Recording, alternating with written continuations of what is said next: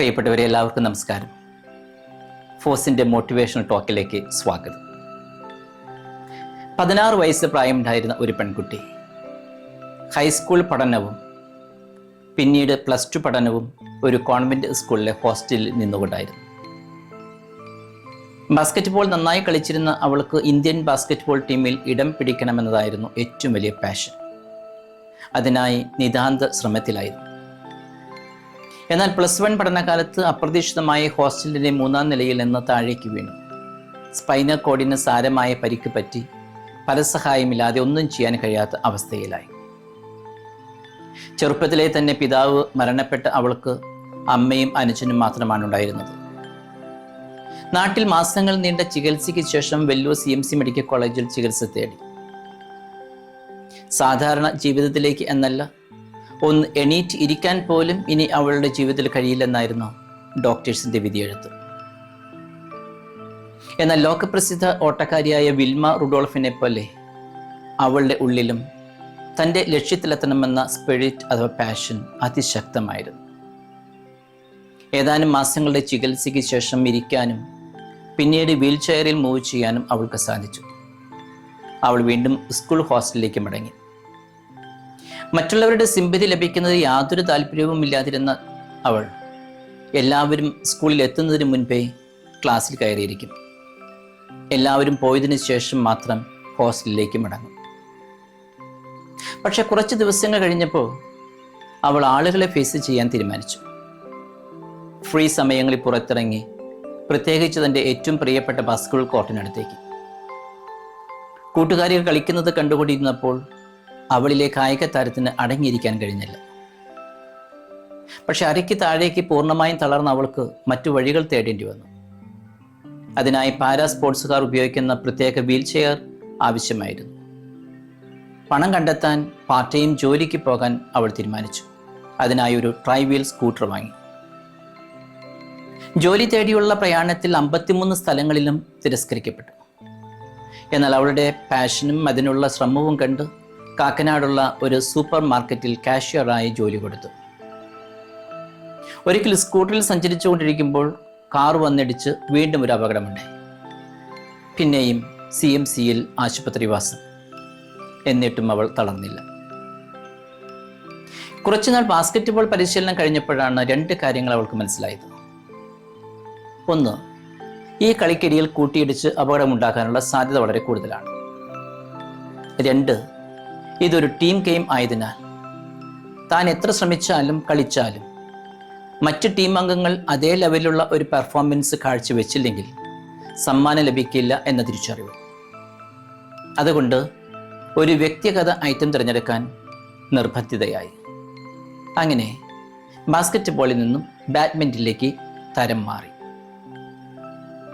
കൂടുതൽ നല്ല പരിശീലനം ലഭിക്കാനുള്ള അന്വേഷണം ചെന്നെത്തിച്ചത് നാഗപ്പൂർ ബാഡ്മിൻ്റൺ അക്കാദമിയിലാണ്. പക്ഷെ പരിശീലനം തുടങ്ങി അധികം താമസിയാതെ ബെഡ് സോറിൻ്റെ രൂപത്തിൽ മറ്റൊരു ദുരന്തം അവളെ തേടിയെത്തി. വീണ്ടും വെല്ലൂർ CMCയിൽ ചികിത്സ. ഒരാഴ്ച കൂടി വൈകിയിരുന്നെങ്കിൽ ബോൺ ക്യാൻസറായി മാറുമായിരുന്നത്.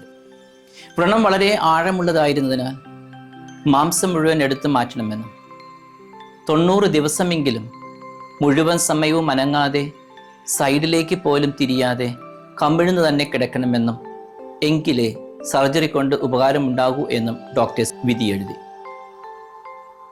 അത് കേട്ട് മറിച്ചൊരു ചോദ്യമാണ് ഡോക്ടേഴ്സിനോട് അവൾ ചോദിച്ചത്. ഞാൻ ഇത്രയൊക്കെ വേദനയും കഷ്ടപ്പാടും സഹിച്ച് ചികിത്സയോട് സഹകരിച്ചാൽ എനിക്ക് വീണ്ടും ബാഡ്മിൻ്റൺ കളിക്കാൻ സാധിക്കുമോ? വിൽമ റുഡോൾഫിനോട് അവളുടെ അമ്മ പറഞ്ഞതുപോലെ ഡോക്ടേഴ്സ് പറഞ്ഞു, With your great passion and persistent effort, you can.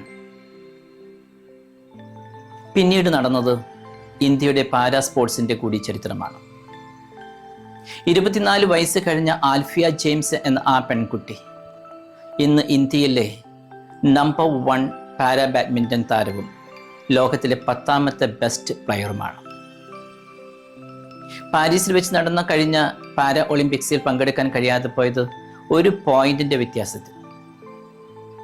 പക്ഷെ 2028 ലോസ് ഏഞ്ചൽസ് ഒളിമ്പിക്സിൽ സ്വർണ്ണ മെഡലിൽ കുറഞ്ഞതൊന്നും അവൾ സ്വപ്നം കാണുന്നില്ല.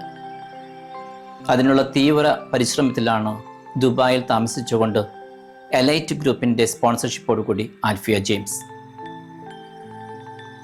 തൻ്റെ സ്വപ്നങ്ങളൊന്നും ഇനി യാഥാർത്ഥ്യമാക്കാൻ സാധിക്കുകയില്ല എന്ന തിരിച്ചറിവുണ്ടായപ്പോൾ ദീർഘകാലം വേണ്ടി വന്ന ചികിത്സയും അതിനെ തുടർന്നുള്ള വേദനയും കഷ്ടപ്പാടുകളും 90 ദിവസം അനങ്ങാൻ പോലും കഴിയാതെ കിടക്കേണ്ടി വന്നപ്പോഴൊക്കെ ആത്മഹത്യയെക്കുറിച്ചുള്ള ചിന്തകൾ ഉണ്ടായിട്ടുണ്ടെന്ന് അവളൊരു ഇൻ്റർവ്യൂവിൽ പറയുകയുണ്ടായി.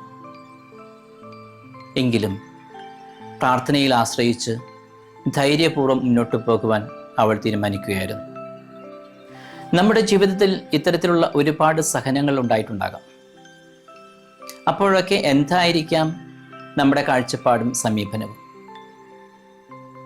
ജീവിതത്തിൽ വലിയ പ്രതിസന്ധികൾ ഉണ്ടാകുമ്പോൾ സാധാരണ ചില ആളുകൾ ആത്മഹത്യയെക്കുറിച്ചാണ് ആദ്യം ചിന്തിക്കുക.